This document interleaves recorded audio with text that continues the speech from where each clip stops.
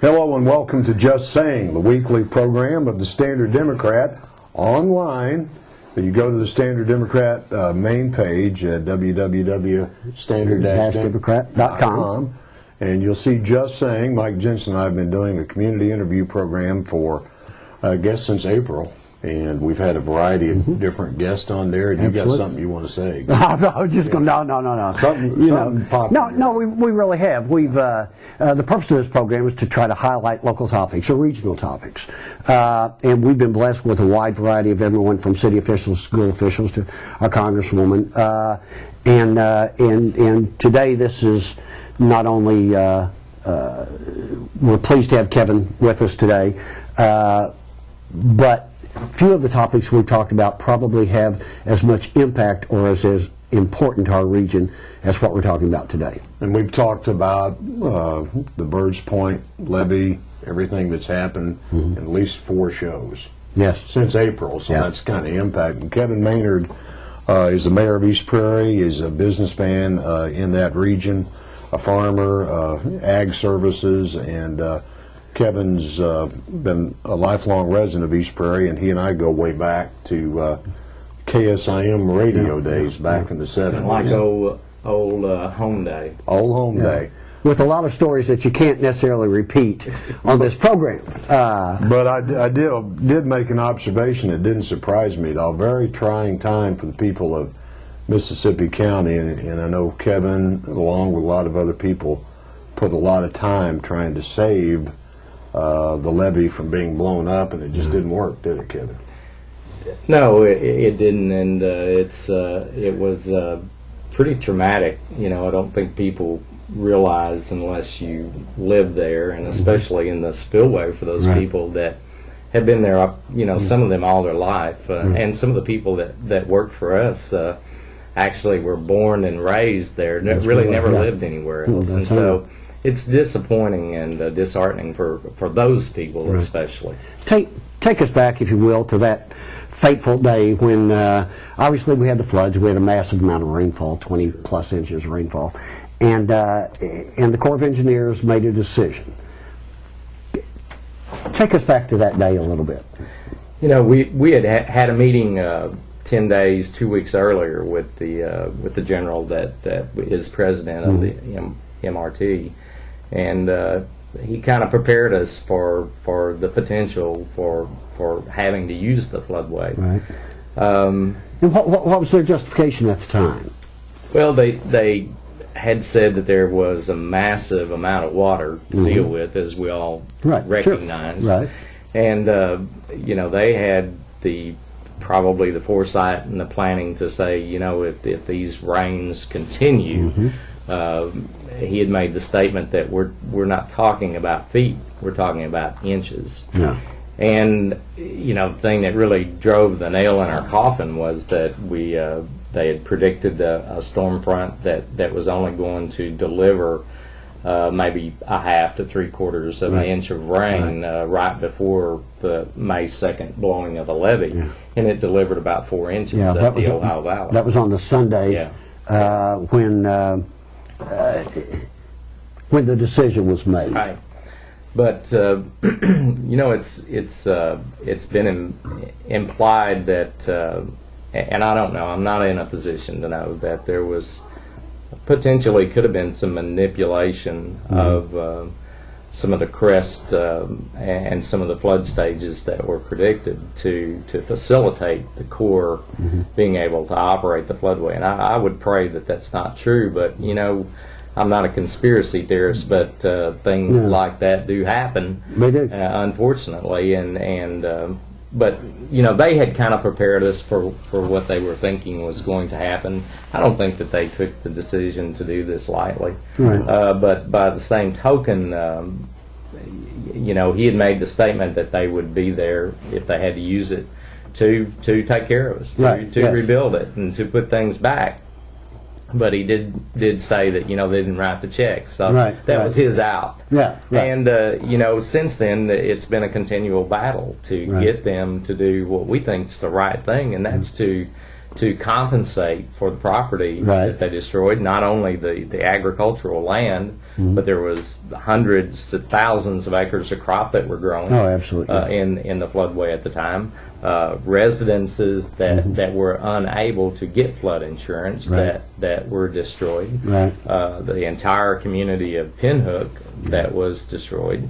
So, and we've seen no action on their part. Just so the general public will understand, we know the devastation was real, and what you're saying is there's those folks that not qualify for any federal relief, so to speak. Yeah, and that's the other kind of salt in the wound is that if they we begged the general to let this take its natural progression. He said, you're going to have water in the spillway regardless. But that's, And everyone we've had- recognized that. We've had it Sure. before. The Absolutely, levee yeah. was overtopping.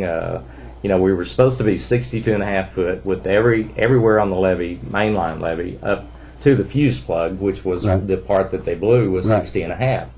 It wasn't overtopping there. Right. It was overtopping in an area that was supposed to be 62.5, but it was overtopping at that area. Right, right.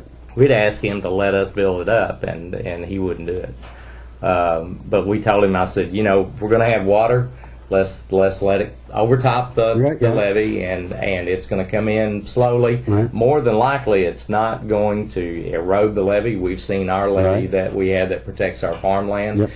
It will force the gravel over the top, and that's what it was doing there. Right, It might make a few small places that erodes the ground, but all the levee is sodded. We thought it would hold up. The water would come in slowly. It wouldn't have brought the devastation, and probably not the levels of water Right. that really caused all the property It destruction. would have had an impact, but Yeah. but lives could have been Yeah. restored, land could have been restored. Right, and we said, this will be an act of God, and we can deal with that. And if it would have been an act of God, these people that lost their homes would have qualified for FEMA But it was an assistance. act, yeah. act of But man. it was an act of man. They blew the levee up, and they say they're not responsible for the homes and the property it destroyed. And now they can't build it back to its original height because there's not enough money. Right, and I told the general when we had this meeting 2 weeks earlier, and Congresswoman Emerson was there. I said, Peter Kinder was there. I said, look, you've got a plan to blow this up, but you're telling us there's not really a plan or no money to put it back. Right, yeah. So you're going to leave us with the consequences. Yeah. You're going to leave us to deal with the devastation. Yeah. And you say you don't have money and you don't have a plan. Your hands are tied and There's what have you, yeah. Nothing new on that right now, except it's gone through the House to the Senate. There are some appropriations that are being considered right now. Of course, everybody is vying for that dollar. Of course, Right. yeah. We're in a terrible pickle, at the federal level. I understand the need to cut expenses, but right, my feeling is that they're holding this project hostage to extract more money from Washington. Now, our two U.S. Senators, Blunt and McCaskill, where are they on this issue? They both, and especially Congresswoman Emerson, have been very supportful. Ms. McCaskill has not been on scene near as much as what Senator Blunt and Joanne have been, but they have been supportive in being able to secure funding to put this back. So I think they've worked well to help us. To get a full picture of what actually happened there, Mike and I attended, and the Standard did a story on the man-made disaster video that was put together. Yeah, at Birch Point, yeah. Tell us about that and how people can look at that, because I don't think, if you're from this area, you understand it was devastating, but until you see that video, I don't think you fully understand it. Exactly, and I would urge anyone that hasn't seen it to go to Right. disaster@birdspoint.com, and they'll be able to view that. Or if they'll Google it, they'll be able to find it on the internet somewhere. We also have a link on our website. yeah, I've seen So that. that if you're watching this, you can go to that link. It's Man-Made Disaster at Birds Point. It was produced by Osborne and Barr out of St. Louis. I understand as of recently it's had about 8,000 hits on it, Good. which is starting to spread the word a little bit.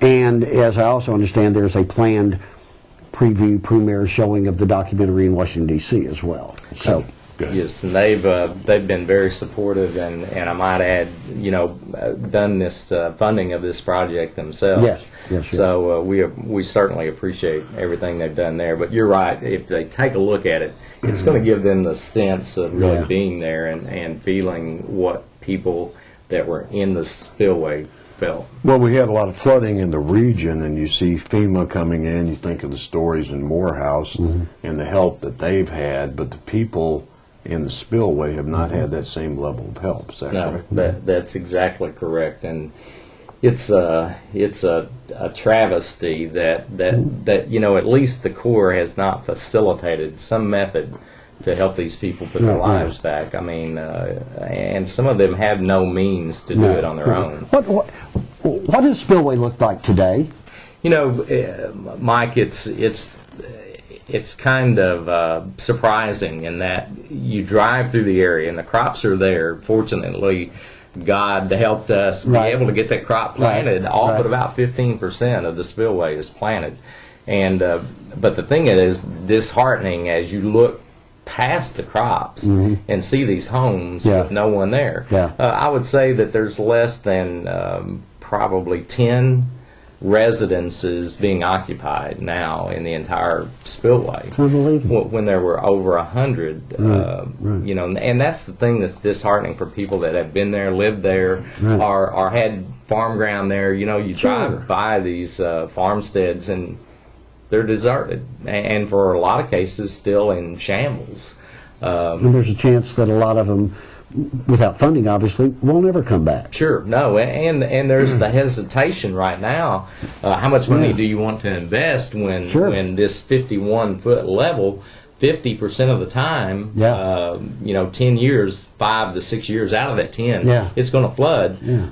How much more money do you want to spend on Right, property yeah. that could be flooded again Yeah. very easily? Yeah. And the general public's thinking, well, the government's going to fix that. Yeah. Yeah. I mean, that's what the general perception is, unless you dig into the detail, and that's why looking at this man-made disaster at Burrs Point video is essential. It's really an eye-opener. It is, and it's both from the factual informational standpoint, but more importantly, at least to me, from the emotional standpoint. I mean, it really puts you in some of these people's shoes as best you can. Right. And you start to begin to see the impact, not only short-term impact, the impact on the rest of their lives. Sure, Generational impact.